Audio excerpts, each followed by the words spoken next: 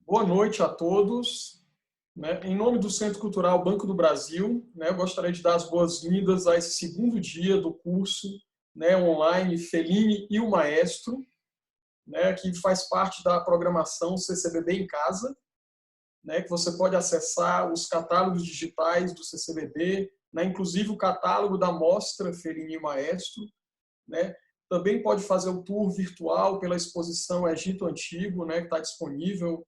Você pode acessar por meio do site bb.com.br/cultura. Então, eu convido a todos a acessar nossas redes sociais e acompanhar a nossa programação. E aproveito para lembrar que o nosso edital de patrocínios, o edital de patrocínios do CCBB, está aberto, está com as inscrições abertas até o dia 5 de junho. Então, aproveitem e inscrevam os projetos até 5 de junho. Então, agora eu deixo vocês com o Felipe e desejo um bom curso a todos.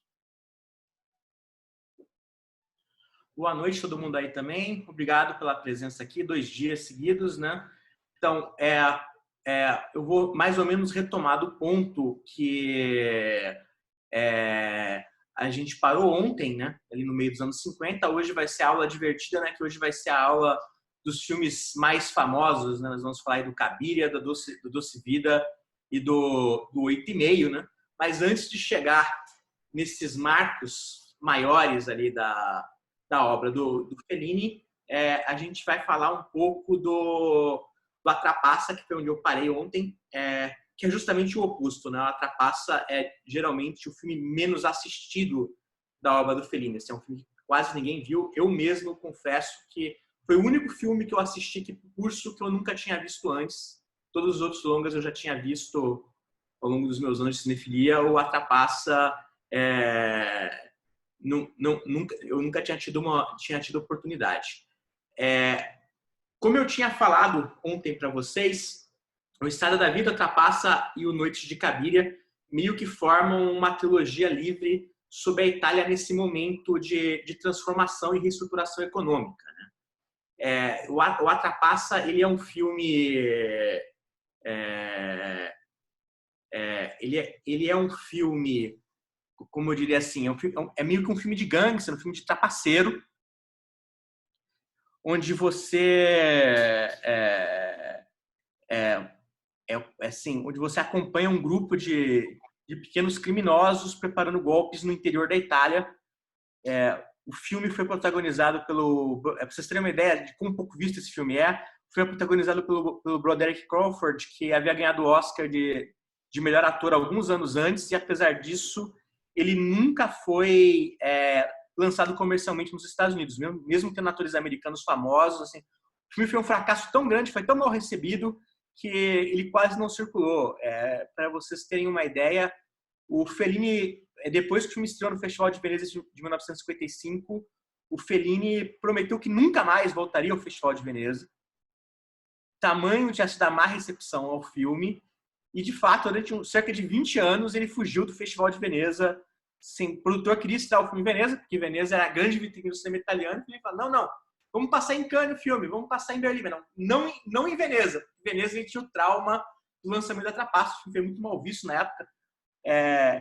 Veio logo depois do Estrada da Vida, que havia sido uma grande consagração, Eu acho assim, bem injusto, porque na hora que eu vi o filme me surpreendi bastante, porque é um filme muito interessante nas formas que ele constrói as coisas. Assim, ele é um filme pesado, o retrato que ele faz da pequena comunidade italiana no qual o personagem do Broderick Crawford e os seus comparsas passeiam, ele é um retrato bem negativo e assim ele bate bastante na tecla das pequenas mesquinhezas desse espaço. Uma coisa que o filme trata diretamente, que o Fellini raramente faz de forma tão direta, é os trapaceiros se disfarçam de padre e tenta tomar proveito das crendices das pessoas da região, assim, uma crítica mais direta à igreja, que é algo que, de um modo geral, o Fellini tentava passar ao largo de fazer de forma tão direta, assim, Então, o filme ele meio que trabalha com esses elementos, assim, tem uma lógica bastante perversa no retrato que ele vai construindo desse universo. E algumas das construções que ele vai fazendo, estéticas, lembram algumas coisas que o Antonioni iria fazer depois. Então, assim, ele acaba sendo um ponto fora da curva na obra do Fellini. Então, eu acho que muito por conta disso, ele foi um filme mal visto. E também é curioso observar que é um filme de gangster. Então, assim, é um dos filmes do Fellini que mais diretamente lidam com elementos de gênero. Apesar de ele ser bastante episódico e ter muitas quebras e fragmentações, assim, ele tem ele poderia estar na seção de filme policial de uma videolocadora, que é algo que você geralmente não pensaria de um filme do Fellini, né? Eu vou passar para vocês uma cena da parte final do filme, para vocês entenderem um pouco essa comparação que eu fiz com o Antonioni.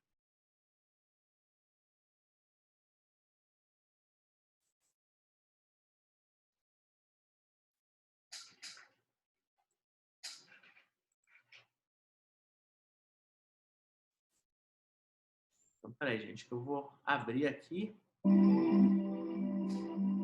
Preciso achar aqui.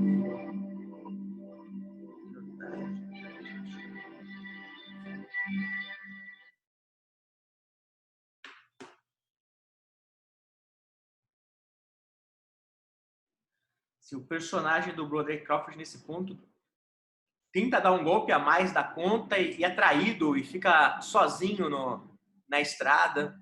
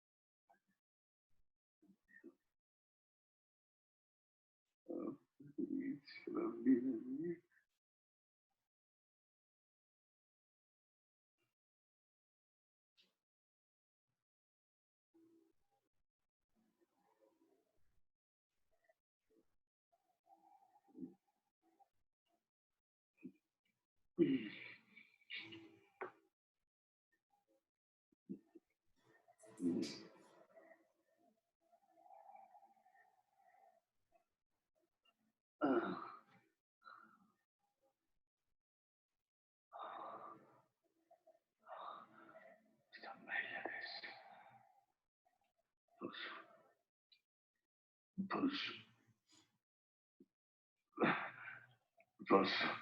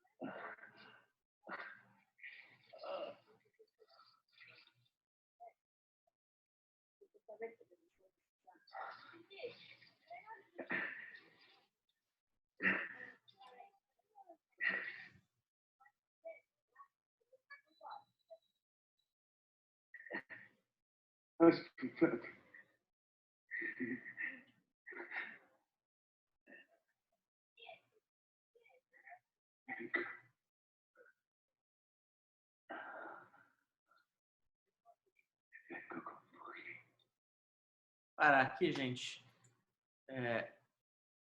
Então, só para vocês terem alguma ideia de um pouco do filme, eu vi que alguém perguntou por que o filme tinha sido um fracasso.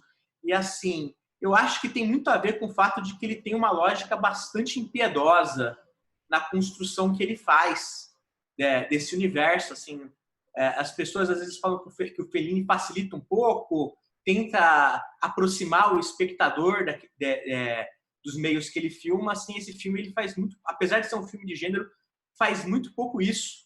E isso tem muito a ver, eu acho, de um olhar com os 3 filmes da trilogia e da reconstrução. Eu acho que eles têm essa característica. Eles são todos filmes de dissolução, de certa forma. Se você for ver os finais dos filmes, eu mostrei para vocês uma parte do final do A Trapaça aqui com o Broderick Crawford. Agora, se você for ver o Anthony Quinn no final do Estado da Vida, se você for ver a Massina no final do Noite de Cabiria, em todos esses filmes, de certa forma, você meio que encaminha o personagem principal para esse certo status de perdição. Então, acho que todos esses filmes têm essa característica em comum, de eles serem bastante destrutivos. Assim.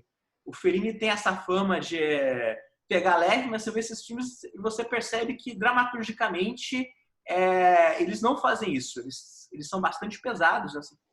Como eu mencionei para vocês no final da aula de ontem, no progresso desses filmes, o Fellini vai deixando as coisas um pouco mais, cada vez mais fragmentadas, mas ele ainda tenta trabalhar nessa época numa estrutura narrativa maior. Então, os arcos dramáticos são mais bem estabelecidos e os arcos dramáticos de todos esses filmes caminham na direção dessa dissolução dos personagens principais. Eu acho que, de certa forma, o A Trapaça talvez faça isso de forma mais direta do que os outros. Então, eu imagino que um pouco por conta disso, o filme foi muito mal recebido na Itália. E tem isso de você estar lidando com o fato de a Itália estar nesse momento de reestruturação econômica e a forma como o Fellini retrata o país, né, é uma forma crítica, dura, e eu imagino que isso ia um pouco contra a imagem que o próprio italiano estava tentando ter bem nesse momento. Assim, não, nós agora somos um novo país, estamos deixando a herança do fascismo para trás, os americanos estão nos ajudando aqui a reestruturar economicamente, tá tudo certo, nós somos um grande povo, né? Aí vai lá o Fellini e mostra aqueles pequenos trambiqueiros tentando dar golpes na população no popular as pessoas meio que se traem umas às outras o tempo todo, né? Então essa imagem do bom italiano, todo mundo se abraçando, mas meio que sendo deixada de lado, né? Então, eu acho que muito por conta disso o filme foi o maior fracasso da carreira do Fellini e que eu sei que é algo que meio que traumatizou ele pro resto da carreira. Então, o que ele sempre teve na cabeça dele, que é da má recepção do filme. Ele vai ter alguns filmes mais lá na frente que também não foram muito bem recebidos, mas eu acho que até porque ele ainda estava num momento de afirmação, a má recepção a esse filme especificamente marcou muito ele. Então, assim, só para a gente cobrir aí o A Trapaça, a gente vai passar para o Noite de Cabiria, que fecha essa fase do Fellini, que eu acho que também pode ser dito como o último filme do Fellini, que tem uma ligação um pouco mais direta com os últimos setores do neorrealismo, né? E o Noite de Cabiria, assim como A Estrada da Vida, né, é um filme centrado na figura da Giulietta Massina. A recepção foi exatamente a recepção oposta à recepção da Trapaça. O filme foi um grande sucesso. Oficializou de vez a entrada do Fellini no cenário dos grandes cineastas italianos, né? Imagino que o Cabiria é um filme que, ao contrário da Trapaça, vocês todos devem ter assistido, né? Ele vai acompanhar assim alguns dias da vida da prostituta Cabiria. Então, ele já vai fazer isso de forma mais calcada em vários blocos. Uma coisa que eu acho que me chama um pouco a atenção é pensar como, tanto no Cabiria quanto no Estrada da Vida, a figura da Massina meio que é aquela figura no qual as coisas acontecem sobre sempre, né? O mundo sempre se descontando em cima dela. Assim, você tem uma lógica masoquista muito forte na forma como o Fellini retrata ela nesses filmes, né? Então, eu acho isso bem pesado. Assim, acaba sendo sobre ela que, assim, se esses filmes dessa trilogia lidam muito com o lado negativo da reestruturação italiana, você pode dizer que eles fazem isso muito fazendo a personagem da Massina em ambos os filmes sofrerem, né? Assim, isso vai acontecer muito pesadamente neles. Uma diferença que eu acho que chama muita atenção do Noite de Cabiria para os outros filmes da trilogia, como eu tinha dito para vocês na aula passada, a ideia do Noite de Cabiria veio ao Fellini porque quando ele estava filmando o A Trapaça, ele conheceu uma prostituta durante as filmagens, conversou bastante com ela durante alguns dias e achou as histórias que ela contava incrível e que tinha ali uma personagem para você centrar um filme de cinema. Ele já tinha feito a Massina interpretar uma prostituta antes, mas assim, mas sem esse tipo, nível de detalhe. Ele falou assim, não, agora eu vou fazer um filme que retrata a vida dessa mulher fascinante que eu conheci.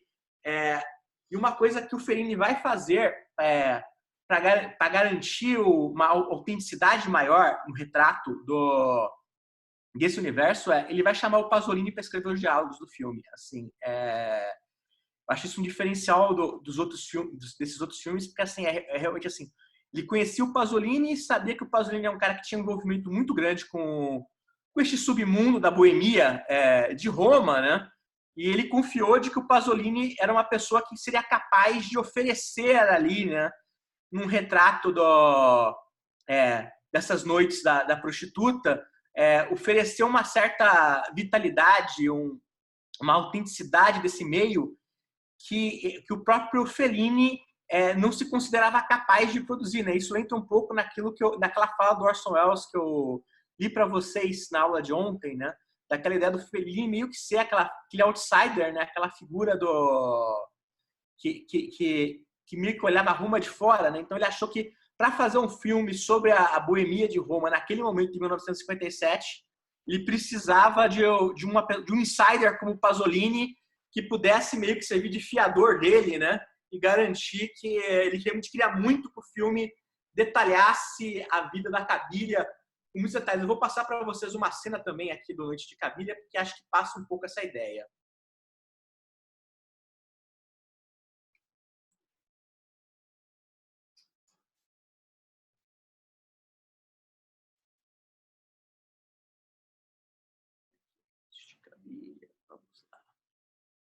Desculpa, gente, sempre demora um pouquinho assim, porque o processo, eu tenho que colocar o filme eu mesmo aqui, não tem outro jeito, o Zoom é meio complicado nessas coisas aqui, então desculpem aí que é a pequena demora. Vamos aqui achar aqui a minutagem.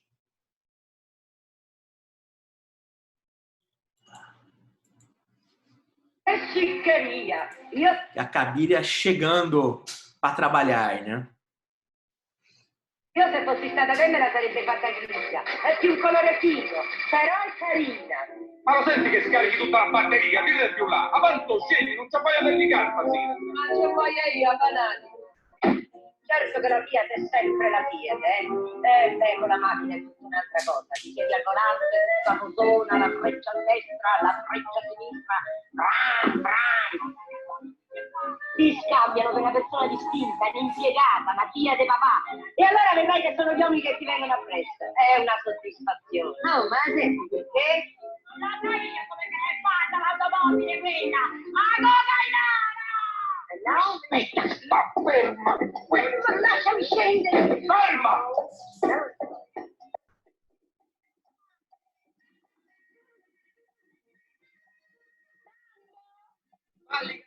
Come caschi penetra, sormeglio l'acqua di Roma. Forza!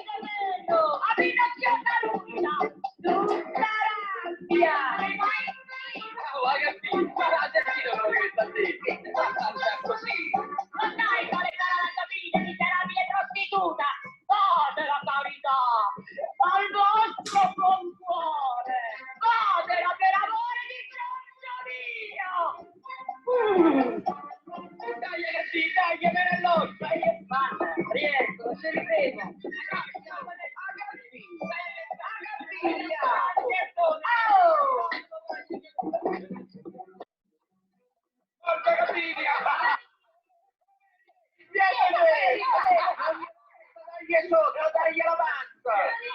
Tu non devi vedere questo mio Dio! Che aiutate, che vengono le guardie, che sei?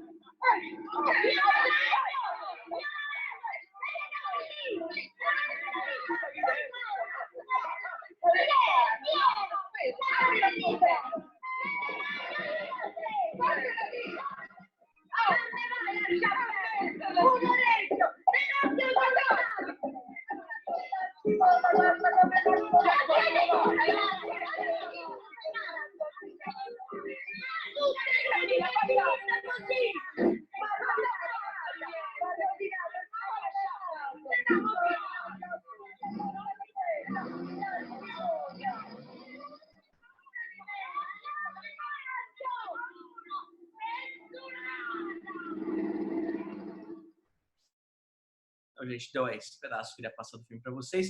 Acho que reforça um pouco essa ideia do que eu estava falando. Sim, uma coisa que eu acho que vocês vendo a cena... Desculpa, gente, que minha gata resolveu entrar aqui no meio do caminho. Desculpa, gente. É difícil dar aula com 3 gatos em casa. Uma coisa que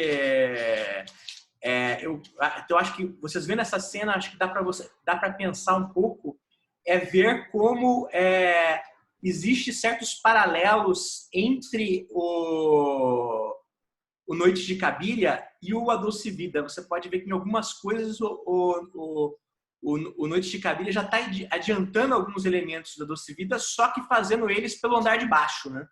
O A Doce Vida vai lidar com a boemia da alta classe italiana e A Noite de Cabiria vai lidar com essa boemia a partir assim, desse universo mais assim, das prostitutas. Assim. Estamos mais no chão, né? Em vez de estar naqueles festões enormes, assim, você está naquele universo da prostituta de rua. Então, assim, você tem alguns paralelos nesse sentido. Inclusive, uma coisa que dá para você pensar um pouco no filme é que a forma como o filme usa a Cabiria tem algumas similaridades com a forma como a Doce Vida usa o Marcelo, assim. Muitas vezes ela está ali meio que como testemunha que aproxima várias histórias que estão acontecendo ali no entorno dela. Então você pode ver assim, um primeiro rascunho de um certo projeto que vai dar na Doce Vida que já está ali. Se você for pensar dramaturgicamente, o Noite de Cabiria é um filme que lida muito com assim, a Cabiria confrontando várias mitologias da Itália daquele período, né?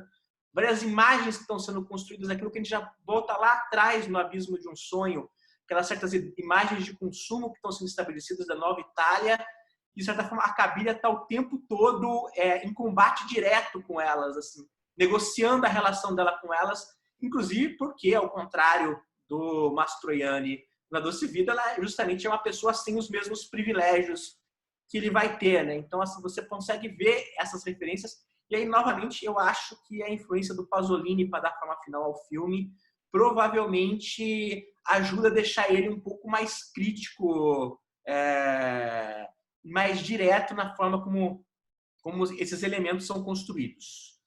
Tá bom? Uma última coisa que eu queria falar sobre o Cabiria, antes da gente seguir com a aula, é que eu acho que é possível fazer também uma aproximação entre o Cabiria e o Noites Brancas, do Luchino Visconti, que foi lançado pela mesma época e que, assim como o Cabiria, meio que lida com essa ideia de dessas noites sentimentais, assim, perdidas ali. A forma como ambos... a certa melancolia que ambos os filmes apresentam, assim, na construção das ficções, dessas figuras meio românticas desoladas da noite italiana. Eu acho que tem alguns pontos de contato. Os 2 filmes foram lançados quase ao mesmo tempo, né? Curiosamente, Noite de Brancas é o primeiro papel dramático, né, do Mastroianni. Então, assim, você tem essas construções todas, assim, e eu acho que dá para fazer essas aproximações. Eu sempre acho bom quando a gente constrói um pouco esses paralelos. Então, assim, uma sugestão que eu daria para vocês, talvez, se vocês tiverem uma chance um dia de ver o Cabiria e o Noite de Brancas juntos, eu acho que dá para traçar alguns paralelos nos retratos que eles fazem, na melancolia que eles estabelecem dessa noite italiana, que aproxima bem um filme do outro, né? Então, isso tudo para eu encerrar um pouco essa primeira parte sobre o Cabiria. Eu não vou abandonar o Cabiria por completo, mas eu quero usar o Cabiria justamente para a gente puxar uma relação com puxar uma relação aqui com a Giulietta Massina em si, porque a gente não porque assim é impossível pensar o Fellini sem pensar um pouco na Giulietta Massina, e é completamente impossível pensar o Cabiria e o Estrada da Vida sem pensar na Giulietta. Então eu queria pegar um pedacinho aqui da aula para falar da relação dos dois, né? O Fellini vai conhecer a Giulietta Massina em 1942.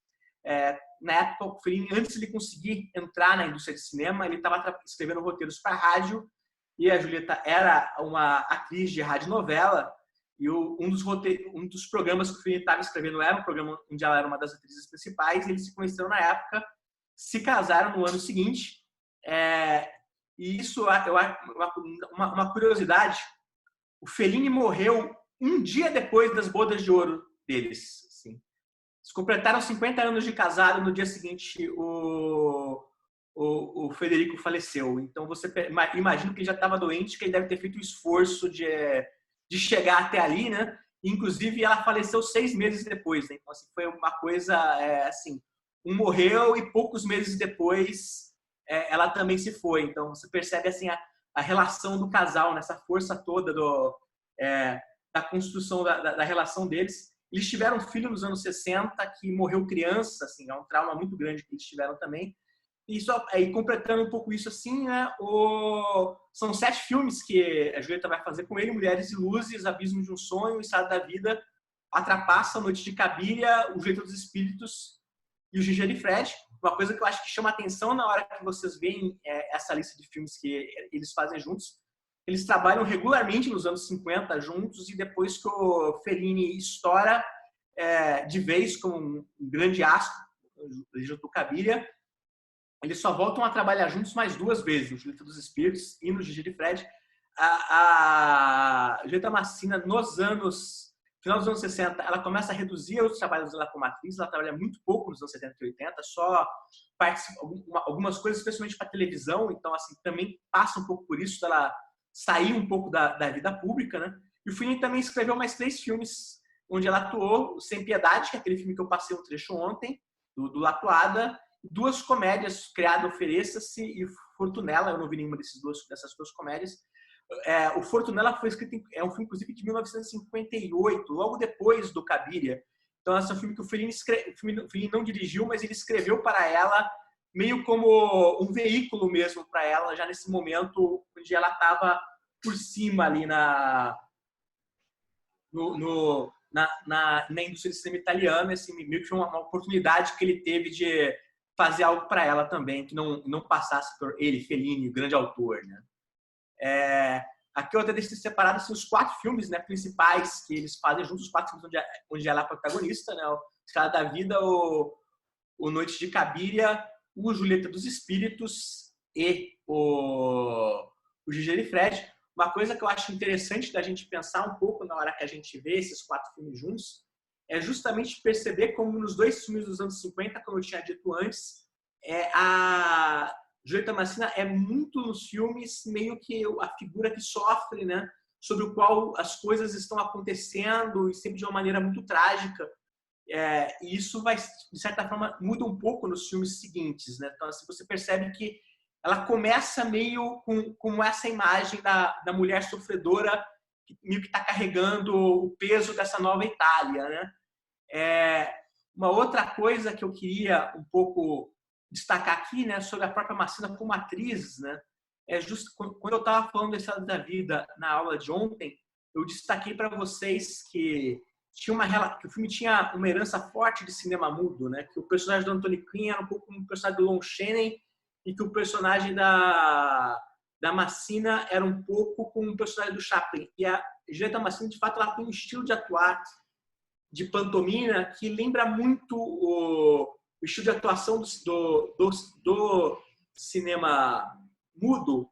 Isso, inclusive, era uma coisa que as atuações da Massina para o Fellini, elas eram muito discutidas pela cinefilia e pela crítica na época dos anos 50 e anos 60, porque muita gente não gostava do estilo de atuação dela justamente por essa herança de cinema mudo, que as pessoas, você ainda está nesse momento que você está pedindo um certo realismo, né?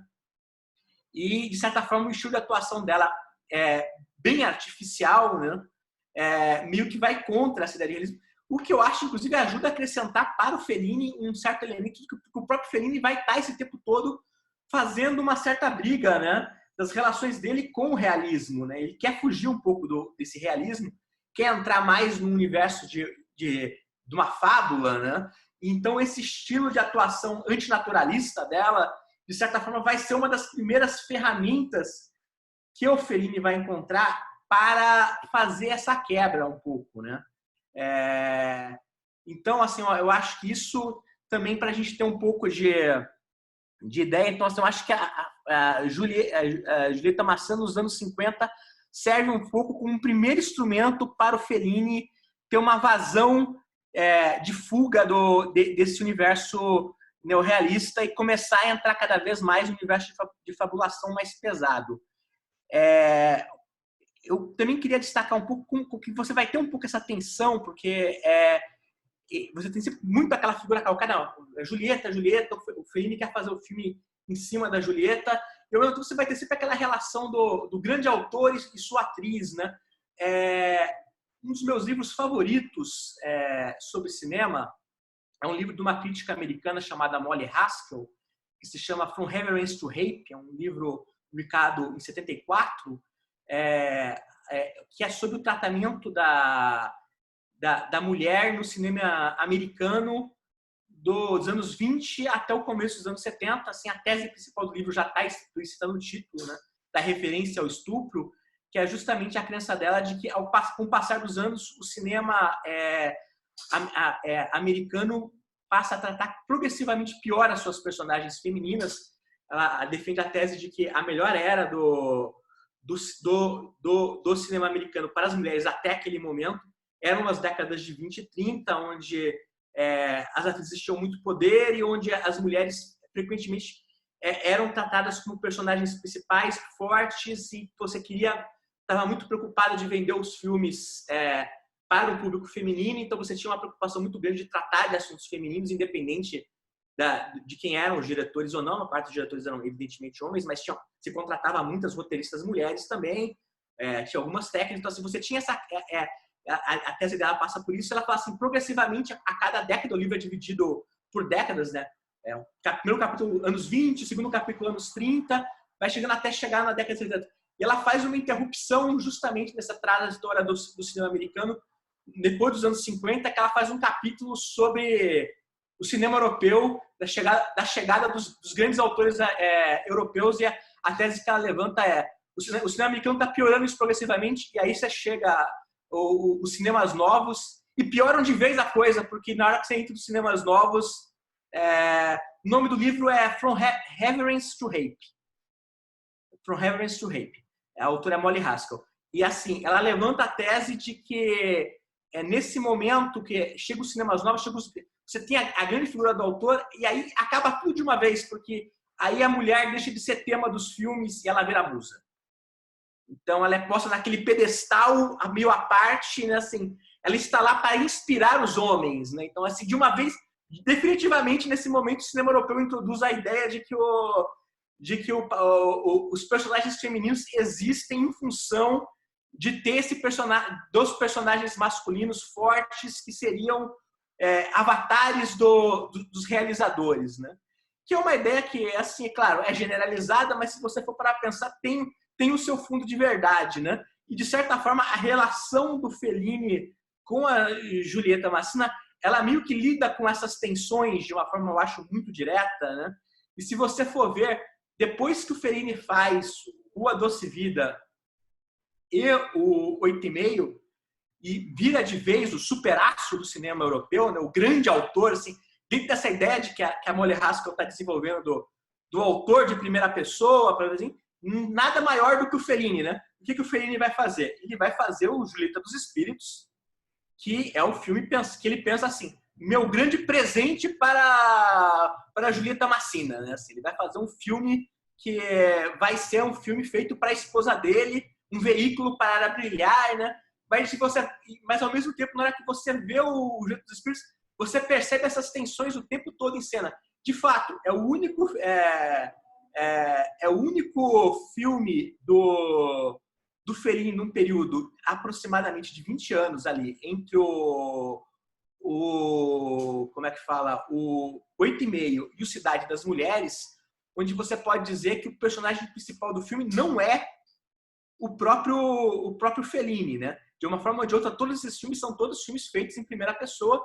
O filme onde tese quebra isso é o Julieta dos Espíritos. Só que, ao mesmo tempo, você vê o filme e você percebe o tempo todo que o filme é meio que uma luta da Julieta Massina para tentar se afirmar sobre a figura do marido cineasta dela. Porque aquela visão do Fellini, que é uma visão do Fellini dela, onde o Fellini constrói toda uma ficção dela com uma esposa meio entediada, com um marido que é interpretado por um ator que lembra fisicamente um pouco o Fellini, né? Isso é claramente proposital, ao mesmo tempo numa existência de classe média alta.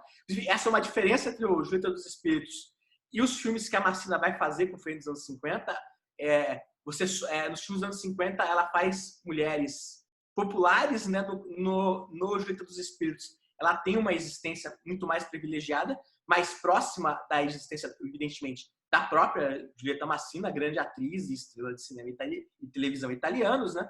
Então, assim, mas você vê o filme, você percebe que existe essa tensão constante das imagens, né? Assim, é um filme para a Julieta, no qual a Julieta está tentando brilhar, está sendo colocada em primeiro plano, onde o Fellini quer se colocar em segundo plano, só que, ao mesmo tempo, você tem essa relação complicada o tempo todo, onde o Fellini nunca consegue completamente a contento fazer esse processo, né, de subjugar a si mesmo a figura da esposa que ele quer homenagear, porque acaba sendo sempre uma homenagem muito filtrada pelo olhar dele. Então, acho que é um filme que lida muito com essas tensões das relações entre quem olha e quem é visto, e como a gente pode pensar esses olhares. Eu acho que é um filme bem rico para discutir essas questões que estão muito em voga nos dias de hoje. Então, quando eu estava pensando no filme, eu me lembrei muito do livro da Molly Haskell, muito nessa chave, e eu acho que toda a relação do Fellini com a Julieta passa por isso. Eles vão voltar a trabalhar juntos novamente só em 1985, no Gigi Fred. Antes de eu falar do Gigi Fred, só completar uma última informação, né? De todos os filmes do Fellini dos anos 60, o Julieta dos Espíritos foi o que fez menos sucesso. O Fellini recebeu muitas críticas pelo filme. O filme tem um pouco também aquilo de ser um filme que foi logo depois da consagração definitiva, né? A gente sabe um pouco como que essa estrutura do jornalismo cultural funciona, né? O cara sobe lá em cima e aí as pessoas falam assim, agora vamos dar aquela pisada básica, né? Então, ele recebeu muitas críticas nesse sentido.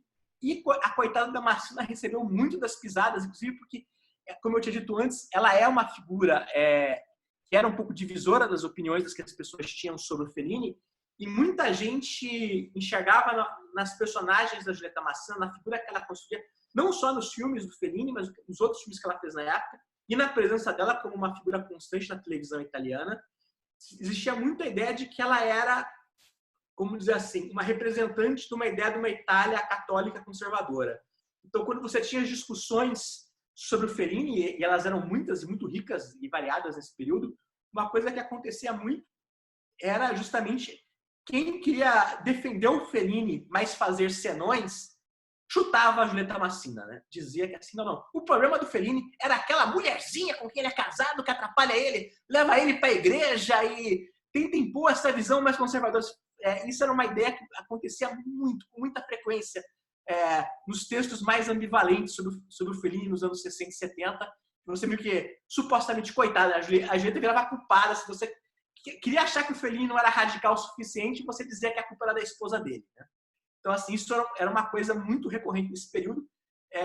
Inclusive, eu sei que as poucas entrevistas da Julieta Massina, ela geralmente se refere ao Julieta dos Espíritos com uma certa frieza, assim. Ela considera você percebe que ela gostou muito mais de fazer o Estrada da Vida e o Noite de Cabiria do que de fazer o Julieta dos Espíritos. Então, tipo assim, o grande presente do Fellini para ela, mesmo para ela, nunca se completou inteiramente, porque ela mesma considerou a experiência do filme desgastante e a experiência do lançamento do filme ainda mais desgastante. O filme vai ter todo esse peso que reforça para muita gente essa imagem dela como aquela figura que puxa o Fellini para um lado mais conservador. Eles vão voltar a trabalhar juntos então, depois só no Ginger e Fred, que é um outro momento da carreira dos dois. Na altura que a Julieta vai fazer o Ginger e Fred, ela não trabalha no filme há mais de 10 anos, só tinha feito algumas poucas aparições em televisão nesse período, então ela está bem fora ao contrário da época do Judas Spirits, onde ela era uma figura muito presente na sociedade italiana, e quase 20 anos depois, ela é basicamente conhecida como a esposa do Fellini e como alguém que você vê, tipo, quando está com o Fellini ali na coluna social, do lançamento dos filmes, assim, muito afastada do foco maior. E o próprio Fellini, eu vou falar mais disso na próxima aula, já nesse momento, é um momento onde a carreira do Fellini já está num outro estágio, já passou um pouco desse momento do Fellini superestrela, e é um filme que está lidando, um filme bastante melancólico, né? Que está lidando com assim, eu imagino que menos gente assistiu o Ginger e Fred, porque é um filme pouco visto, apesar de que eu pessoalmente considero um belo filme, um filme que eu gosto muito. E assim, ele é um filme onde Marcello Mastroianni e a Giulietta Massina, né?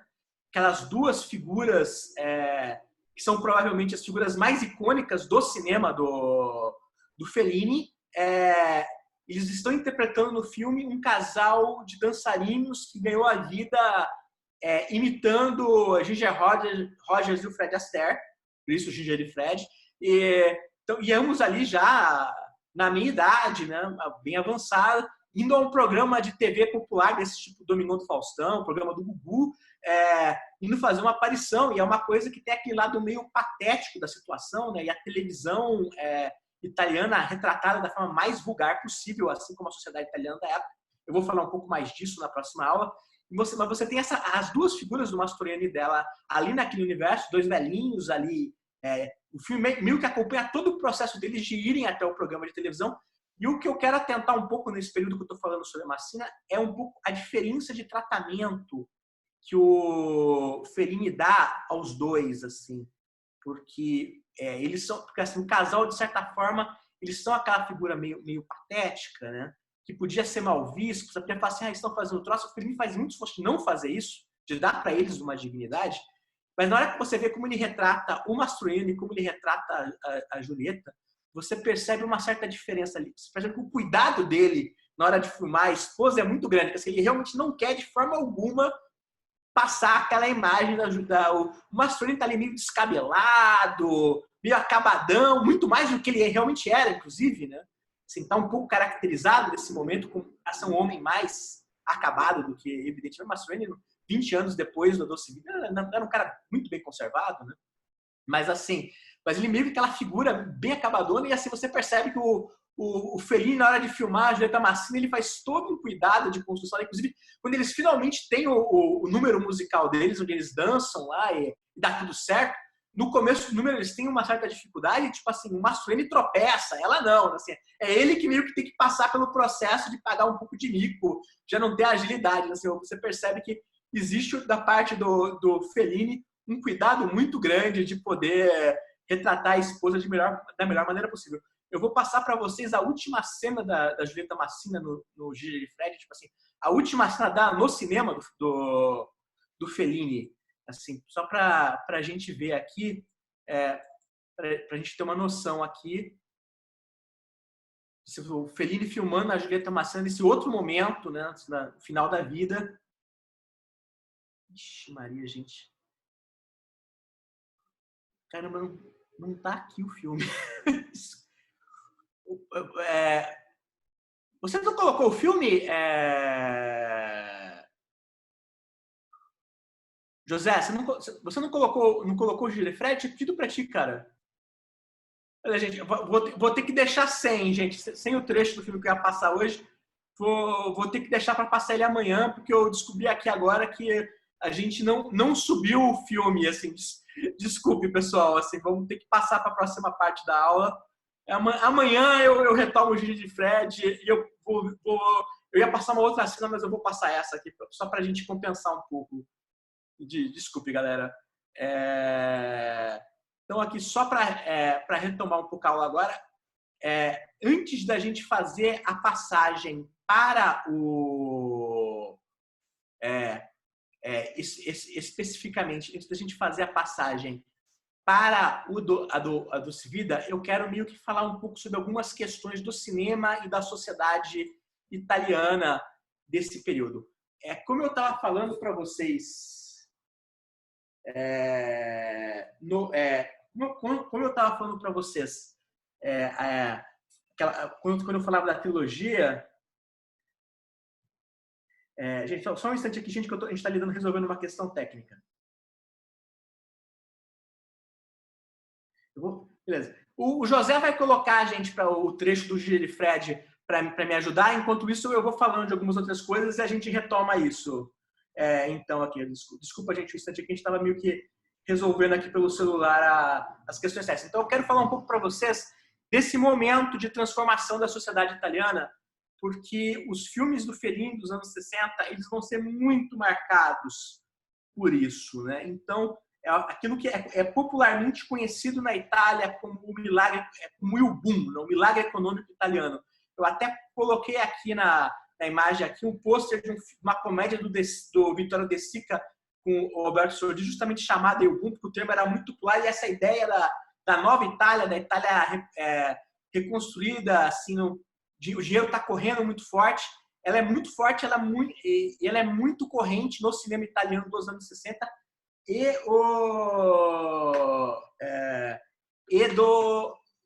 do próprio Fellini. Então, assim, só repassando aqui alguns desses pontos para vocês, né?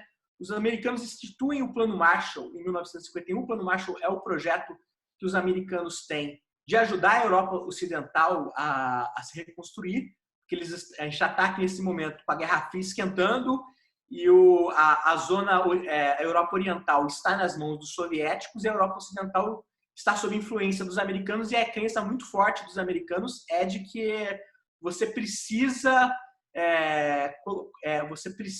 de garantir que os europeus estejam economicamente fortes para evitar justamente a ascensão dos partidos comunistas, que são fortes em vários países da Europa Ocidental e são muito fortes na Itália em particular. Então, assim, você começa o Plano Marshall em 1951 e, assim, o período da década de 50 e primeira metade dos anos 60 é um período de industrialização muito forte na Itália. Você tem um processo de reconstrução das cidades, assim, você sai daquele universo que você tinha nos filmes do primeira fase do neorrealismo, estava tudo destruído, para você ter toda uma nova urbanização desses espaços. E você tem uma industrialização muito grande, sobretudo no norte da Itália, ali no Gênova, Turim e Milão, que viram grandes centros industriais. Você vai ter uma migração muito, muito forte do sul, que é a parte mais empobrecida, para Roma e para essas grandes cidades do norte da Itália. E nesse processo todo você vai ter, como eu destaquei aqui nesse texto que eu destaquei, que eu montei para vocês com todos os pontos, para vocês terem uma ideia, o PIB italiano em 12 anos ele vai dobrar, assim, é um crescimento muito rápido, de certa forma similar um pouco em certas versões ao que nós vamos ter aqui no Brasil no começo dos anos 70 e durante o governo Lula, né? Que o dinheiro começa a correr solto. Você vai ter uma ascensão de uma nova burguesia e de uma nova classe média bem enriquecidas por esse processo todo, e você vai ter um aumento do consumismo muito grande, assim, por exemplo, que vai ter um contraponto muito forte. O Pasolini, por exemplo, fica famoso na Itália no fim dos anos 50 justamente como um intelectual que bate muito nessa nova Itália, nesse consumismo desenfreado italiano.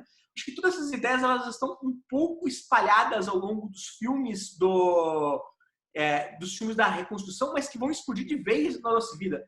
Inclusive, assim, você pode pegar e observar o personagem do Anthony Quinn no Estrada da Vida, justamente como ele representa bem uma certa ideia do novo individualismo italiano, que está justamente se intensificando nesse momento, né? Então você vai ter todas esses você vai ter todo esse processo de reestruturação econômica que vai levar a Itália que nós vamos ver na Doce Vida. Antes de chegar nisso, gente, pessoal aqui parece que resolveu e conseguiu levantar para mim o trecho do filme. Então eu vou passar o trecho do Ginger e Fred que eu ia passar para vocês e aí a gente já retoma a aula do ponto que a gente tinha parado. Nessas pequenas dificuldades técnicas. Vamos aqui no...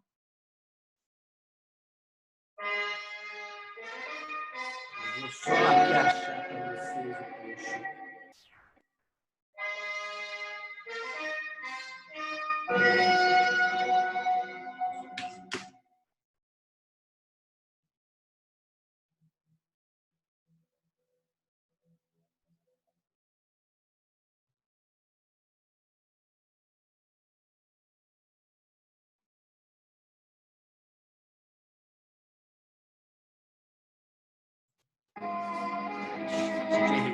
Aqui, ó. De pegar no... Ixi, eu errei aqui na minutagem. Essa cópia está diferente da minha. Guarda che ti voglio. Poi me li restituirai con comodo. Guarda che ti voglio, Non lo so quanti sono, ma insomma, ecco. Oh, guarda che ti voglio, No, Amelia, scusa, io non ti accompagno al treno. A me i treni che partono non mi piacciono. Beh, allora ci salutiamo qui. Ma scrivimi. Oppure, senti, vieni a trovarmi che mi farà piacere. Davvero. Ah, ecco. Quando vuoi, Sì. Perché, non credo che avremo ancora l'occasione di ballare insieme. Allora, caro Pippo, ciao. Amelia, ma dammi un basetto almeno. Sì.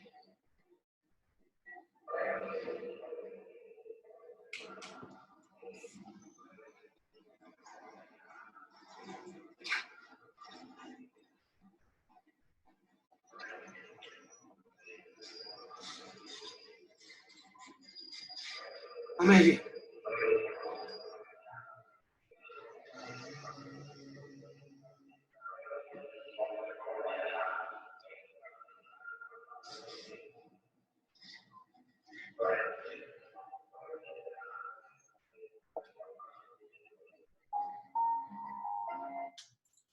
Essa é a última imagem, né, da Julieta Massina num filme do Fellini. Gente, antes de eu voltar, eu me lembrei aqui que eu esqueci de mencionar uma coisa também. Nessa atrapalhada aí com trecho de filme, eu meio que me perdi aqui de um ponto. Quando a Julieta Massina morreu em começo de 94, o Caetano Veloso escreveu um artigo muito bonito na Folha de São Paulo sobre ela. Caetano, inclusive, tem uma música que tem o nome dela, né? Era um grande fã. E o Caetano escreveu um artigo não sobre o Fellini, sobre a Julieta Massina, onde ele passa um pouco sobre muitas das questões da relação dos dois, inclusive ele faz algumas críticas ao filme, ele fala muito mal do Julieta dos Espíritos, inclusive nesse artigo, muito numa chave que não é tão diferente do que eu falei aqui, mas com peso que eu não faria, porque eu gosto do filme, ele não, mas assim, ele fala que o filme é uma grande armadilha do Fellini para a esposa, mas ele levanta um ponto que eu acho muito interessante, né? Ele destaca que, se você for acompanhar ao longo dos filmes do Fellini, no A Doce Vida, o Fellini estabelece a Anita Ekberg como um certo ideal de beleza, e se você for ver ao longo dos filmes do Fellini, de um modo geral, a mulher está quase sempre associada àquela figura da mulher grande, seios grandes, pernas grandes, tem sempre aquela imagem, né? Aquela mulher corpulenta, assim, não, isso que é o termo que o Caetano usa no artigo, né? E que ele fala assim, que é justamente essa figura da mulher que obceca o Fellini, que corta toda a filmografia do Fellini, é o exato oposto, né, da imagem da própria Julieta Massina. Aquela mulher baixinha, pequenininha, bem simples, nunca fez o estilo do símbolo sexual, né? Nada disso, né? Pelo contrário, como eu falei para vocês lá quando eu estava falando do Mulheres e Luzes, no primeiro filme do Fellini, a esposa do Latuado, a Carla, era a jovem atriz vedete que tomava a companhia teatral e a Massina era a atriz que era deixada meio de lado, né? Então assim, o Caetano ele faz esse ponto que eu acho muito interessante, ver como que a mulher que obceca o Fellini, quando o Fellini está filmando em primeira pessoa, tende a ser um tipo feminino completamente oposto ao da própria esposa dele.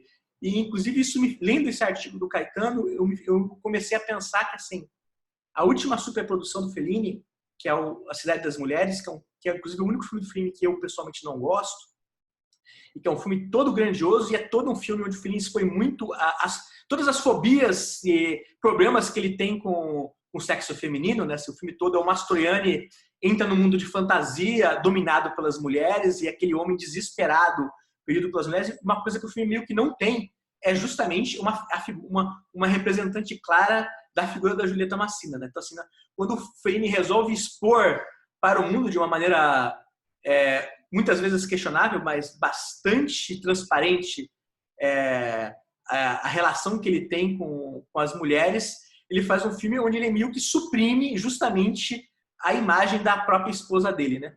Eu queria meio que falar isso só para complementar a parte sobre a Julieta. Eu vou meio que voltar aqui para onde a gente estava aqui do ponto que a gente estava aqui já. Puxa, gente, eu errei aqui, gente. Desculpa aqui, vou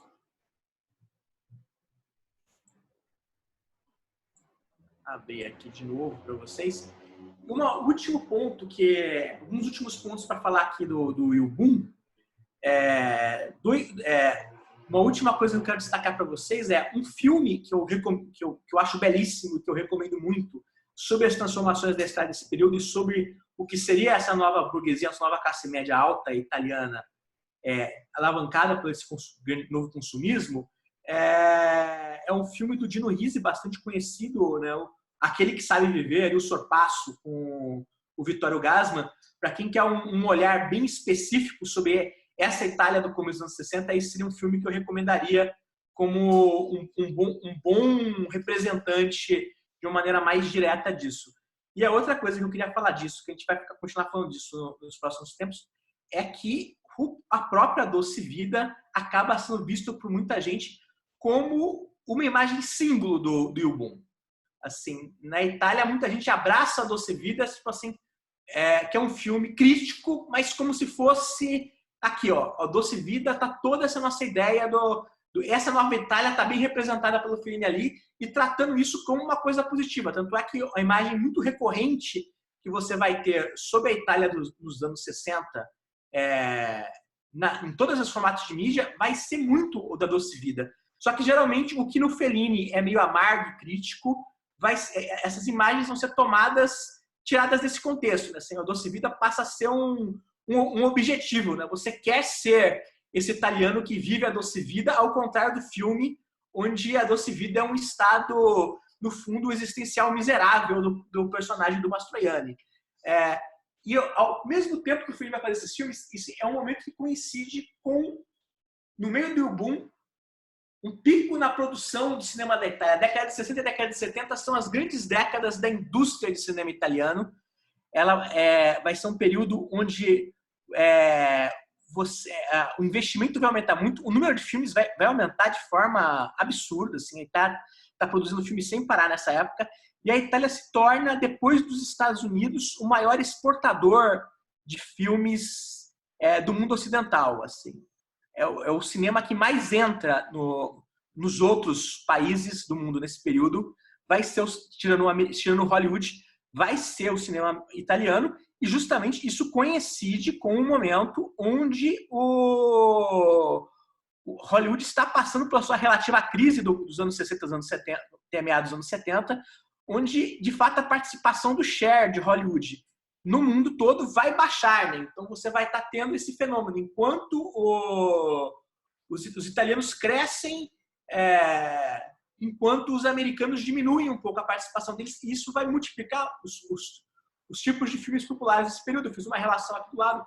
A comédia de costumes, que já era forte antes, vai ser acrescentada da comédia erótica. Muito filme de espionagem, Sub-007 vai ser feito na Itália nessa época. Eu lembro que eu vi ano passado um que se passava no Rio de Janeiro, que era inacreditável. Assim.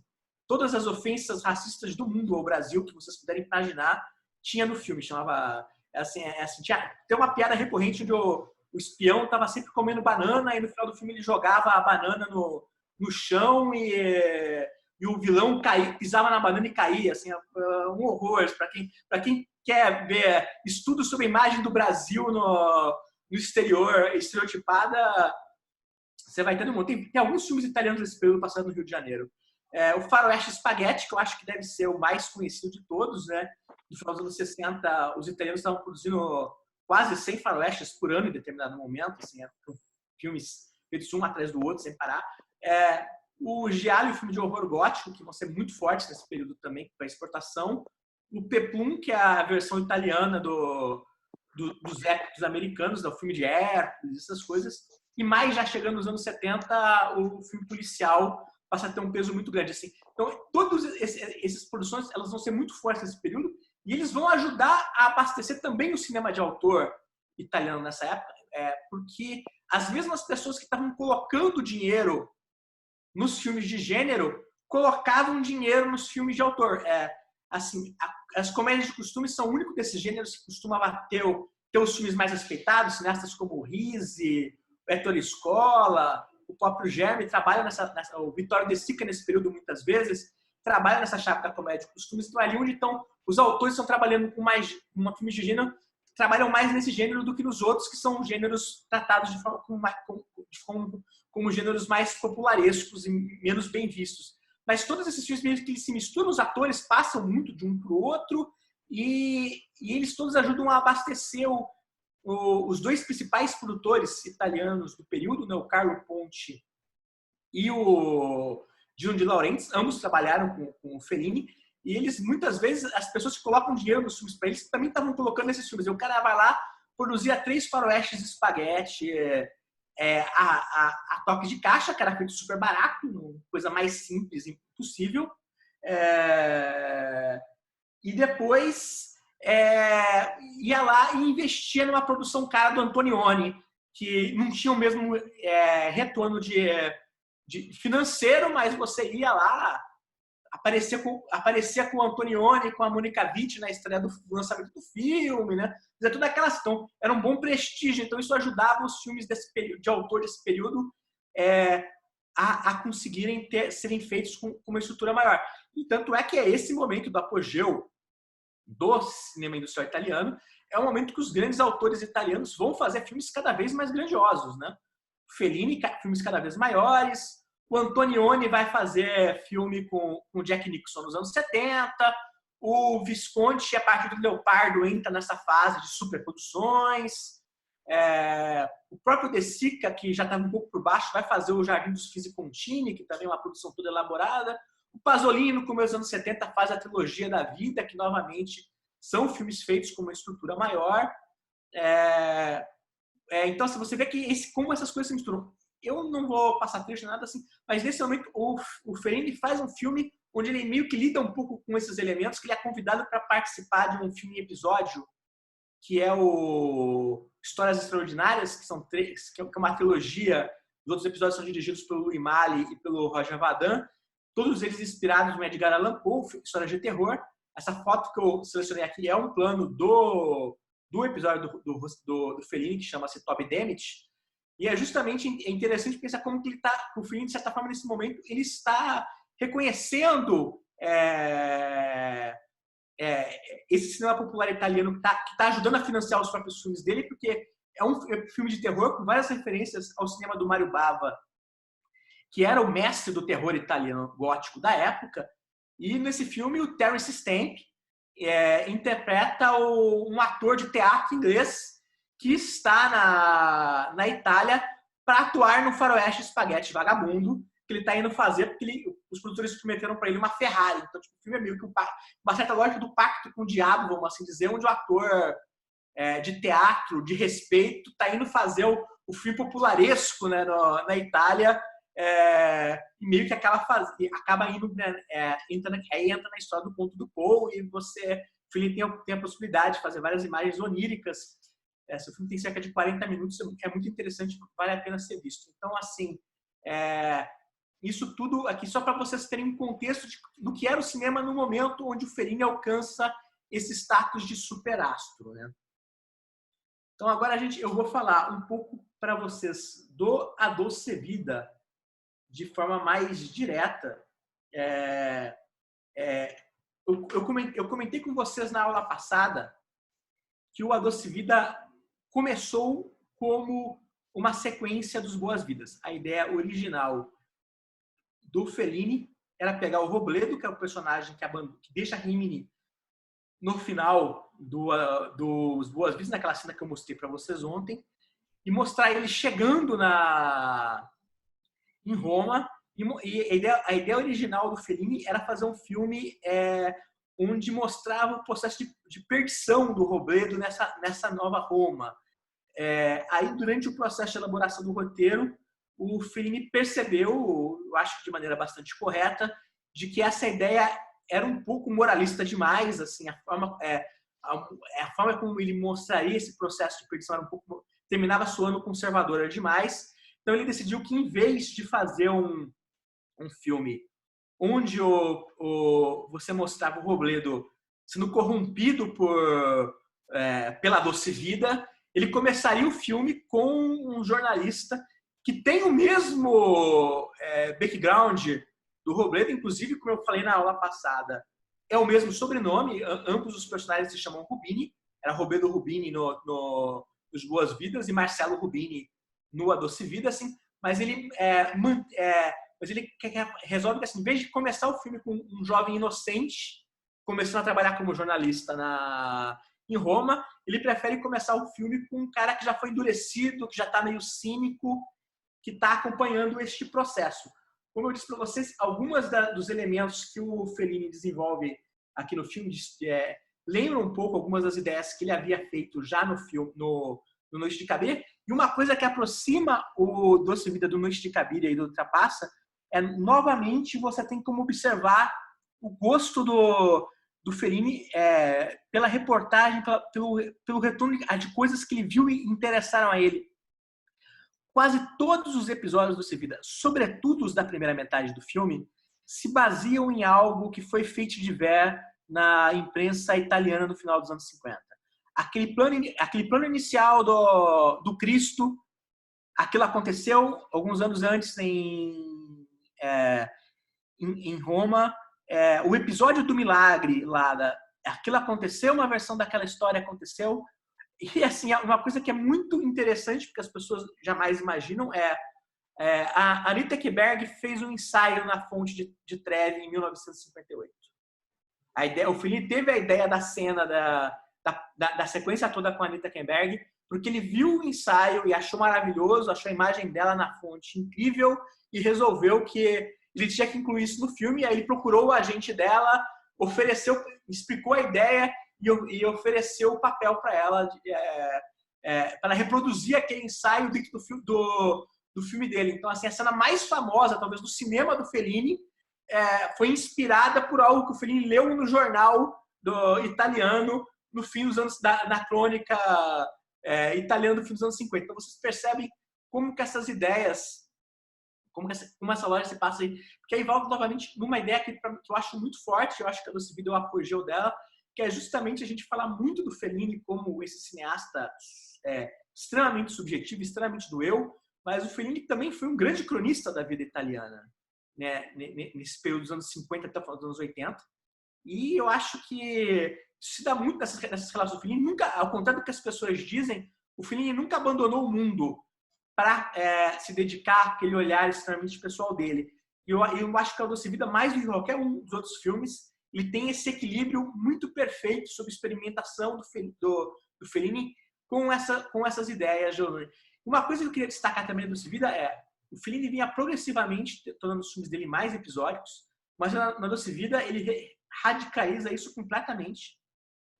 O filme tem 3 horas de duração e ele estrutura o filme de uma maneira muito calcada, muito fechada. Eu montei aqui para vocês verem aqui. Basicamente, o A Doce Vida tem 10 grandes sequências. Você tem o prólogo do Cristo.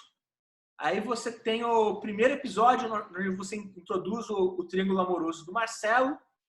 você tem o segundo episódio com a Anita Ekberg. Você tem o episódio religioso, onde ele vai lá registrar as meninas que viram a Madonna. Aí você tem a visita dele ao poeta Steiner, que é o alter ego intelectual, e sempre o objetivo dele, que justamente no momento entre essa visita e o presidente, está bem no meio do filme, está localizado quase que precisamente com 1h30 de filme. Você tem a cena onde, depois do encontro, o Marcelo tenta voltar a escrever o romance dele. Você vai lá ver ele tirando a máquina de escrever dele para fora e tentando voltar a deixar o jornalismo marrom de lado e se dedicar à arte, né? Bem no meio do filme. E aí você tem a segunda metade do filme, onde você meio entra no processo mais de decadência, e você tem novamente a visita do pai, o episódio que a Nico leva ele para o Bacanal no Castelo, lá da alta burguesia, o que seria a segunda metade do episódio do Steiner, quando ele volta para o apartamento do Steiner. Uma coisa que você vê de todos os episódios é que, tirando o prólogo e o epílogo, todos eles basicamente são uma noite completa, se você for acompanhar. O filme começa no começo da noite e termina no amanhecer. Todos eles, invariavelmente, fazem isso. Tirando o episódio do Steiner, que é dividido em duas partes, uma parte e depois a outra. Aí, depois do último episódio do Steiner, que você meio que quebra completamente com as expectativas que o Marcelo ainda possa ter sobre uma carreira artística, ele dá um salto temporal muito grande, que não é muito claro, e você tem o último episódio, com a última festa, onde o Marcelo deixa de ser um jornalista de fofoca e se torna um assessor de imprensa, né? Que é como se ele meio que termina o processo de corrupção dele, vamos assim dizer, né? Agora ele já não tem nenhuma pretensão, aquela coisa, o jornalista é sempre aquela atividade que existe meio que na fronteira da arte. Enquanto você é jornalista, você pode dizer que você é um romancista, que você está trabalhando em alguma coisa, o jornal é só para pagar o dia a dia, né? O assessor de imprensa é meio que aquela hora que o jornalista admite que ele precisa pagar o boleto, né? E meio que abandona qualquer pretensão de ser qualquer outra coisa, senão uma pessoa que está vendendo, né? E no caso dele, é uma pessoa que está vendendo outras pessoas, né?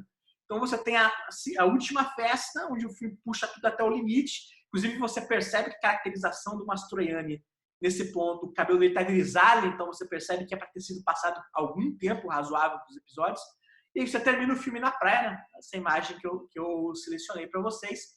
Então, assim, nesse ponto, você tem uma interrupção realmente. Claro, então, assim, eu faço essa listagem toda para justamente mostrar como que no Doce Vida você tem uma estrutura muito mais calcada, muito mais separada. Então, eu vou passar para vocês uma cena do Doce Vida aqui, justamente de uma das festas.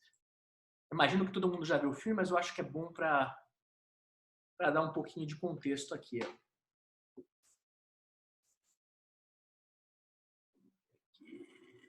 Doce Vida.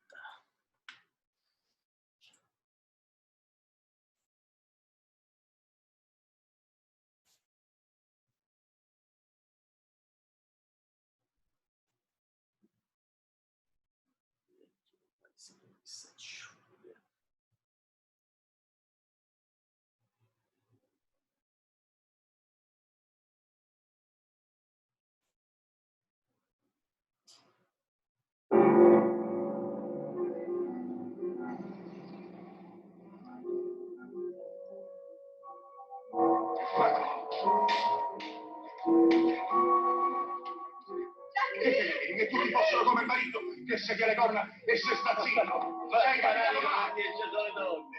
Che hai detto che? Ma guardate perché se non guardate, non lo so, ma è proprio bellissimo, adesso mi informo. Sì, bravo. Tanto quello che ha scritto è tutto vero. Torna qua, tubercoloso pratico. Torna qua. Ricordi, mi madri. Nico. Marcellino, Come stai? Dove vai? Castello difficile, in un castello del mio fidanzato. Perché non mi ci porti? Senti, ti ha cercato paparazzo, voleva farti un servizio sul Jardin des Morts. Ma io non faccio più fotografie di moda, no, basta. Nicolina! Eccola macchina! Nicolina, siamo qua! Avete fatto per il mio amico e me? No, sali sulla macchina dietro. Oh, che dolore! Allora, Va bene, ciao. Ci porto qui per un creatura infelice? Sei le 4 sta dietro, salite là. Oddio. Da Olivier, c'è un amico a me, può venire anche lui, no? Oh, vieni. Appena fuori Roma, Altrimenti se Dopo Capranica, la scorciatoia degli ulivi. seguite noi! Ah, i soldi per la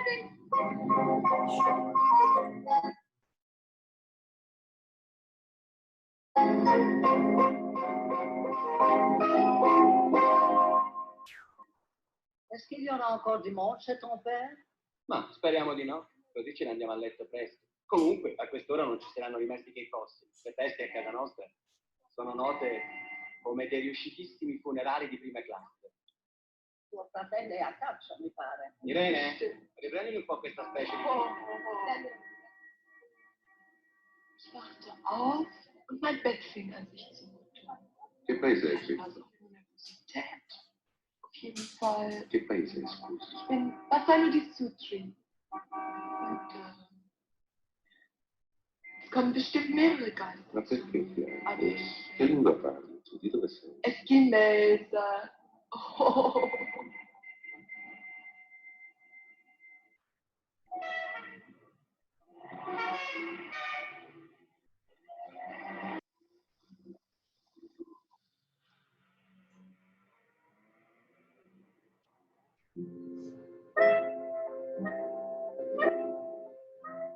Bella notte a voi.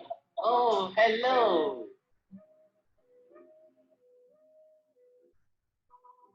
Cosa fai? Dove vai con quello? Stai attenta che rovesci tutto. Ma che senz'altro si fa?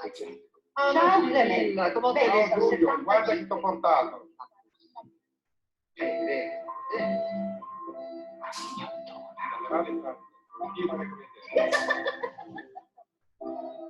Chi ti ha detto di venire qua? Vou parar aqui, gente, para a gente não alongar demais. Mas assim, eu gosto de mostrar isso porque aí você já mostra. Assim, é até curioso, né, que a gente vê uma cena dessa assim.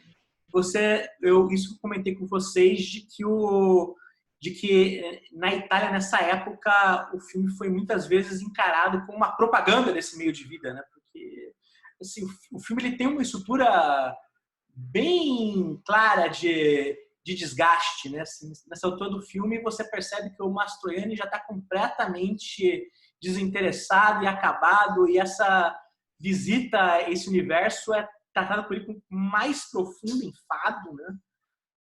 Então, assim, eu acho que isso é importante de destacar. Eu sempre gosto de fazer uma comparação entre A Doce Vida e A Aventura do Antonioni, que saiu na mesma época, que é um filme que está mais ou menos tentando lidar com este mesmo universo. As pessoas raramente fazem uma aproximação entre eles, porque existia uma tendência, eu vou até falar nisso no começo da próxima aula, de fazer a oposição muito pesada entre o Antonioni e o Fellini, mas assim, os dois filmes têm muito em comum tematicamente de visão, apesar de que na época o filme do Antonioni foi tratado como se fosse uma grande crítica a esse meio, e o filme do Fellini foi ocasionalmente tratado como se fosse uma propaganda de um estilo de vida, né? Assim, é uma coisa meio absurda, mas que acontece muito. Eu acho que isso acontece um pouco também, justamente porque o filme do Fellini, o Fellini é um cineasta trabalhando numa lógica de cinema comercial grande e tudo mais, ele tá fazendo concessões também, assim, a forma como ele registra esse universo, ele registra o universo indo nas duas direções, né? Assim, ele é altamente crítico, é muito óbvio na estrutura dramática do filme, mas é óbvio que ele faz cada uma dos passeios do Marcelo, das noites do Marcelo, serem sedutoras, né? Assim, eu falo que o filme tem algo que lembra alguns dos épicos do Cecil B. DeMille, o grande cineasta dos épicos americanos, que era provavelmente o cineasta mais conservador de Hollywood. O Cecil B. DeMille é um cara de extrema direita, extremamente carola, mas nos filmes dele ele ia filmar Sodoma e Gomorra e ele precisava garantir que aquela coisa assim, eu vou mostrar isso aqui, essa sociedade indo para o espaço, mas primeiro meu público vai poder se satisfazer com todos os prazeres dessa vida de excessos desse universo, né? Então, o meio que o Fellini meio que trabalham na mesma lógica. Assim, o filme, inclusive, tem essa estrutura que eu acho que é muito clara, de que a primeira metade do filme ela é razoavelmente para cima e as últimas 3 grandes noites, né, a noite com o pai e as 2 festas finais, são onde você percebe que o personagem do Mastroianni progressivamente esvaziado, né? O filme termina, assim, é um filme de excesso, ele tem 3 horas de duração, que são 3 horas um pouco cansativas, vamos assim dizer, você termina o filme meio no limite, mas assim, é muito intencional, ele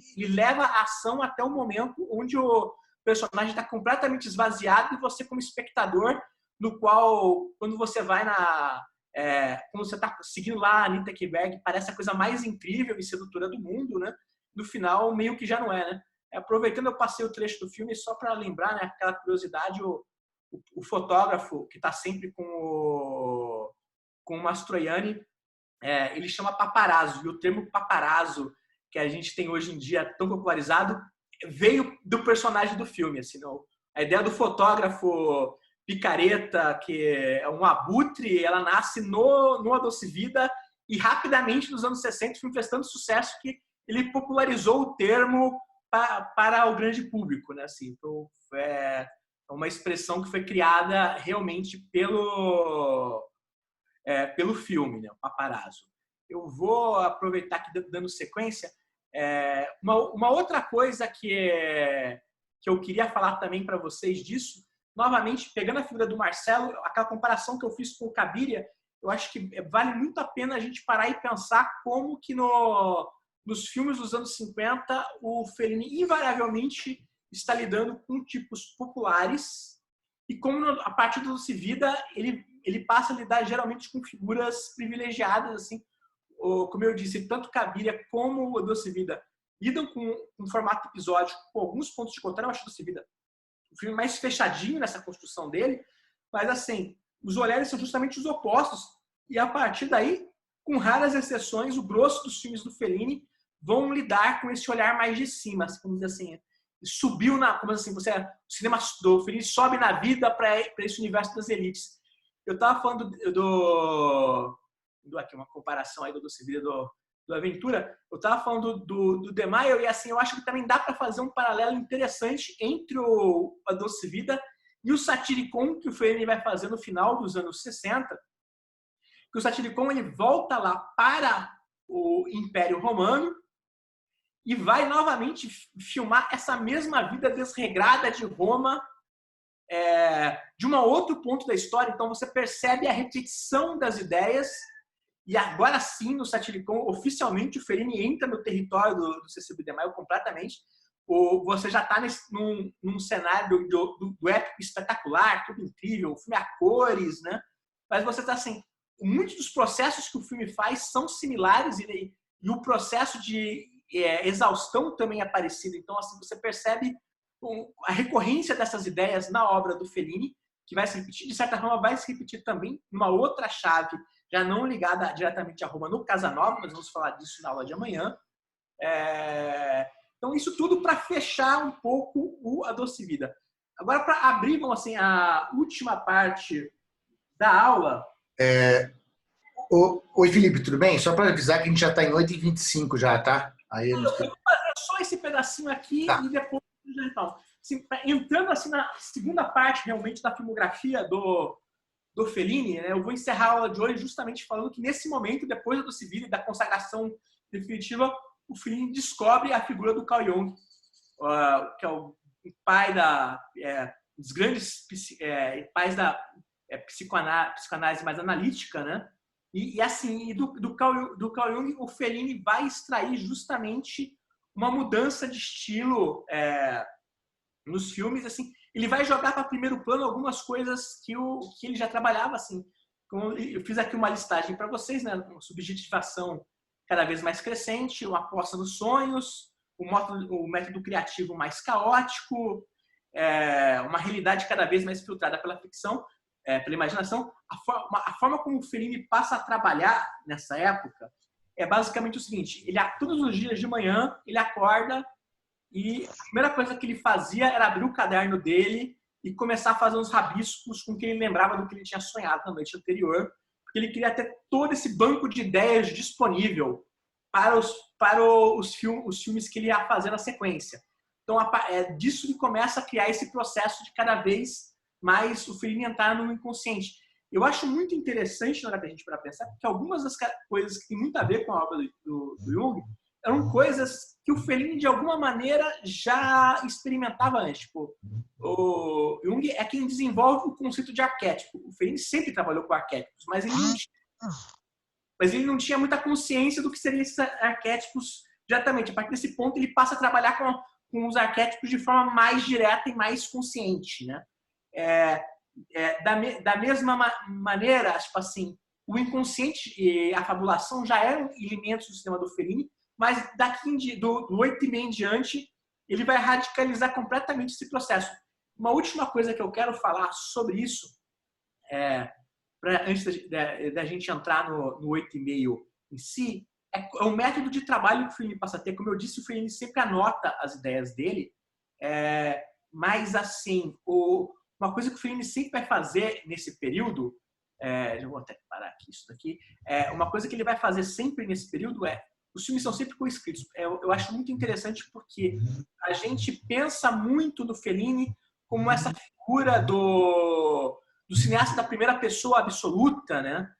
O autor perdido no eu, e assim, se você for ver todos os filmes do Fellini, sem exceção, tiveram com roteiristas, e o método de trabalho dele passava muito por isso. Ele tinha os sonhos, tinha as imagens que vinham à cabeça dele, mas ele era incapaz de pegar essas imagens e colocar no papel sozinho. Ele precisava compartilhar elas com 1, 2, 3 amigos colaboradores, para eles juntos meio que sentar e transformar essas imagens em cenas. Então, assim, se vai ser um método de trabalho, toda a obra do Fellini, do 8,5 em diante, vai seguir. Então, assim, ao mesmo tempo que ele está muito influenciado pela psicanálise e cada vez mais interessado no inconsciente dele, ele só consegue imaginar esse inconsciente a partir desse princípio de compartilhá-lo com, primeiro, ser filtrado pela habilidade de vários roteiristas no qual ele confia. Gente, já vão ser 8,5, então eu ia falar sobre o 8,5, nós vamos deixar o 8,5 para o começo da próxima aula, então eu vou ir encerrando agora. Eu quero saber, vocês têm perguntas, gente? Coisas que eu falei aqui na aula que vocês querem perguntar, que agora seria o momento, antes da gente encerrar. A gente tem até uns 10 minutos. Mas... O Paulo vai entrar com as perguntas aqui, tá? Tá. Tem uma pergunta de ontem, tem uma pergunta de hoje. Vou fazer duas. Uma pergunta de ontem, do Ferdinando Rios. Ele pergunta, podemos dizer que os primeiros filmes do Fellini são neorrealistas? É que tá, eu acho assim, isso que eu estava tentando falar para vocês um pouco na aula de ontem. O Fellini, assim como o Antonioni, ele pode ser dito como um cineasta da segunda geração dos autores herdeiros do neorrealismo. Nesse momento, no começo dos filmes dos anos 50, acho que todos eles são filmes com uma influência muito direta do neorrealismo, mas ao mesmo tempo, nesse ponto, o neorrealismo como um núcleo duro, ele já acabou, assim, o neorrealismo, de certa forma, ele é um fenômeno. Aquela frase famosa do Nelson Pereira dos Santos sobre o cinema novo, que ele dizia que o cinema novo é o Glauber Rocha no Rio de Janeiro. Assim, todos os movimentos de cinema, eles meio que trabalham nessa lógica, né? Eles são agrupamentos que eles costumam ter um período curto, onde essas pessoas estão muito juntas e muito trocando ideias, onde você pode falar que, apesar dos estilos pessoais diferentes, você vai ter certos objetivos comuns. Isso vai acontecer na novela e vague. Assim, acho que todos os movimentos de cinema mais famosos têm um pouco isso. O neorrealismo tem um pouco isso, mais ou menos entre 1944 e 1948, onde você está a Itália destruída pela guerra, do primeiro momento da afirmação de uma nova república, onde, de certa forma, aquelas pessoas com olhares muito diferentes, elas vão se aproximar. Sim, um tanto. Então, você pode dizer que existe um mínimo de coerência, apesar das diferenças entre certos olhares neorrealistas e outros. O Rossellini faz uma coisa, o De Sica faz outra, o Visconti faz outra, mas assim, todos eles um pouco estão unidos por um certo ideal comum, na altura que o Fellini vai começar a trabalhar, esses ideais comuns já estão um pouco mais dissipados em carreiras individuais, mas ainda existe um espectro muito forte do neorrealismo. E eu acho que você pode dizer que os filmes dos anos 50 do Fellini meio que narram o processo dele e aos poucos abandonando essa influência neorrealista até chegar no A Doce Vida. Pronto, acho que é isso. Afonso pergunta a sua opinião sobre esse impasse do Fellini ser realmente um autor católico ou um neorrealista de fato. Por exemplo, sobre La Estrada ele fala, salvo engano, sobre ser um retrato de um reencontro da protagonista com a espiritualidade, Deus. Beleza. Em relação a Massini e a opinião pública, parece que havia um jogo do Fellini para evitar essa inspeção que recaiu sobre a Massina. Faz sentido? Então, gente, curiosamente, isso está adiantando um pouco dos primeiros temas da aula de amanhã, mas então, é assim, na Itália, nessa época, você tem as divisões são muito fortes sobre as disputas internas, isso vem desde a época do neorrealismo. Você tem a crítica de cinema italiano ela é basicamente dividida em dois grupos. Você tem os críticos marxistas e você tem os críticos católicos. E, de um modo geral, os críticos marxistas desconfiam completamente do que eles enxergam como cinema católico e os críticos católicos desconfiam completamente do cinema marxista. Então, assim, tem um lado os carolas, e para os marxistas os católicos são os carolas conservadores e para os católicos e aqui é um bando de comunista com ideias subversivas que não vão levar a lugar nenhum. Né? Então você tinha essa disputa muito grande e o Fellini vai ser uma figura muito disputada dentro desse cenário. O Rossellini, que tem aquela frase maravilhosa que ele dizia que na Itália nos anos 60 ninguém gostava dele porque os católicos diziam que ele era comunista e os comunistas diziam que ele era católico. Né? O Fellini vai ser muito, muito requisitado por essa vertente católica da crítica italiana. Ele vai ser escolhido por eles como representante do bom cinema italiano e, como consequência, ele vai ser muito, muito atacado pelos críticos de base mais marxista que acham que ele é alienado, que acham que ele propõe uma visão conservadora da sociedade italiana. Eu acho assim, a verdade existe um pouco, como quase sempre nesses casos, né? Pegando aquela frase do Rossellini, a verdade sempre existe um pouco no meio termo, né? Não é nem muito uma coisa nem a outra. É fato, indiscutível. O Fellini não tinha muito interesse em política, no sentido política partidária. Ao contrário, por exemplo, do Visconti, ele jamais seria pego numa reunião do Partido Comunista, porque isso não interessava para ele nada, ele achava uma chatice. E, assim, o Fellini nunca perdeu uma influência forte daquele olhar provinciano do interior de Rimini, que ele trouxe com ele. Né? Então, assim, sobre alguns aspectos, o Fellini, inevitavelmente, é um cineasta mais conservador do que algumas outras figuras, mas, ao mesmo tempo, é o que eu digo, assim, é um conservador, ele é sempre ambivalente, assim. Se você for ver, por exemplo, o episódio do Milagre do Doce Vida, não é um elogio à Igreja Católica, né? Aquilo é satírico. Assim como quando eu falo assim, quando o Broderick Crawford se disfarça de padre na trapaça, aquilo é mostrado com uma certa maldade, né, ali, né, daquelas pessoas do interior que estão caindo no papinho daquele cara ali. Então, assim, eu sempre acho que tem essas complexidades. Inclusive, é bom lembrar, a Doce Vida, a Igreja Católica tentou proibir tanto o Noite de Cabiria quanto a Doce Vida na Itália. A Igreja Católica, claro, tem um poder imenso na Itália. Hoje, ainda mais naquela época, assim, houve movimentos da Igreja Católica nos dois casos de que os filmes eram filmes profanos, perigosos, que tinham que ser... Tipo assim, a lógica da igreja sobre a Doce Vida era de que o Fellini estava recrutando as pessoas para aquela vida, né? Isso não pode. Então, assim, você tinha... Então, assim, eu acho que tem um pouco das duas coisas. O Fellini certamente é um cineasta com mais respeito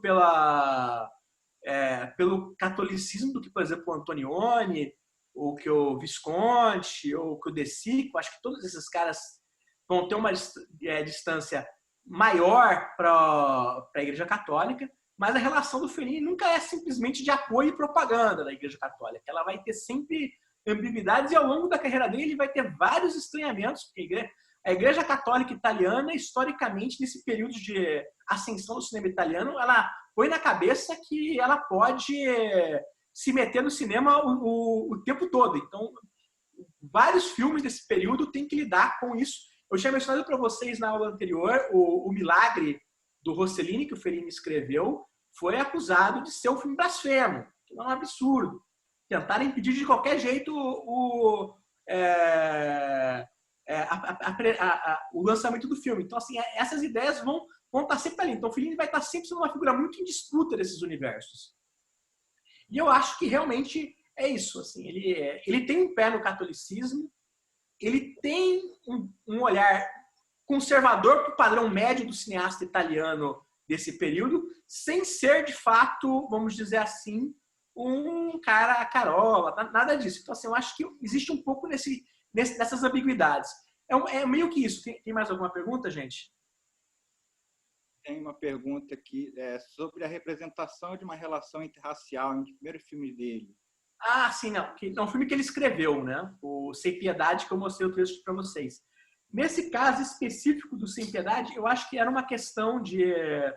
Era o interesse de lidar com uma questão social que vinha em algumas direções. Assim, fazer o soldado americano ser negro reforçava duas coisas. Reforçava o cara como um estrangeiro. A gente tem que lembrar que nesse momento, na Itália, em 1948, o contingente do exército americano ainda é muito grande.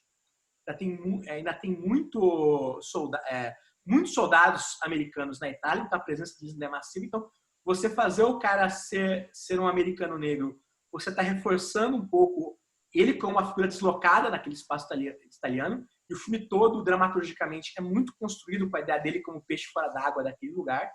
E acho que da parte do Alberto Latuada, que era o diretor do filme, e do Fellini, existia um certo interesse de provocação mesmo, porque você está lidando com algo que não era recorrente não era representado de forma recorrente na sociedade italiana. Assim. Geralmente você não mostrava relações interraciais. Então, na hora que você faz o filme, onde o romance principal é colocado ali entre uma italiana branca e um americano negro, você está jogando para primeiro plano algo que era um relativo tabu, de fato, da época. Eu acho que essa provocação, esse desejo de levantar a questão, era algo que para eles era muito forte. Assim, era importante porque eles estavam no passeio do submundo que eles estavam querendo propor. Tem mais alguma coisa? Uma última pergunta, que a gente está acabando a aula. Ontem foi mencionada a herança que Fellini pegou de Rossellini sobre o gosto pela reportagem. Como se deu isso? Então, assim, novamente, isso é um pouco o que eu estava tentando falar para vocês, como, por exemplo, no Doce Vida, quase tudo que acontece no filme tem alguma base em realidade. Isso é muito recorrente na obra do Fellini. Mesmo quando o Fellini mergulha cada vez mais na subjetivação, ele não vai abandonar isso. Se você for ver, por exemplo, um filme como Casa Nova, que é um filme antirrealista completamente, mas assim, o trabalho de pesquisa que foi feita antes sobre o Renascimento ali é muito grande. A ideia do filme ele precisava colocar o Casa Nova naquele espaço que ele pesquisou bastante, construiu com cuidado, por mais que ele fosse levar isso para um delírio total dele. Então, eu acho que quando eu falo que ele tem um gosto pela reportagem, é porque ele tem um gosto ele cria ficções a partir de coisas que têm um mínimo de relação com a realidade. Então, a Cabiria era inspirada numa pessoa, vários dos episódios do Doce Vida vão ser inspirados em elementos que aconteceram na crônica jornalística italiana dos anos 50. Um filme como Os Palhaços ou como Roma existe numa certa fronteira com o documental, né? A gente pode falar isso. Eles existem. Ele está, de alguma maneira, fazendo uma cineficção que é super fantasiosa, mas que, ao mesmo tempo, existe uma Roma ali, que é uma Roma real. A paixão do Fellini pelo circo é uma paixão real do Fellini pelo circo. Então, assim, todos esses tipos de coisas nunca vão ser abandonados. Novamente, mais para frente, lá no Entrevista, ele vai estar novamente trabalhando um pouco isso. Então, acho que é um pouco essa ideia. Espero que tenha ficado claro. Agradecer ao Felipe pela aula, agradecer a todos que participaram, a todos que assistiram. A gente está chegando ao final, já são 8h40. Muito obrigado a todos e é isso aí. Até amanhã, mesmo horário, 7h. Quer falar alguma coisa a mais?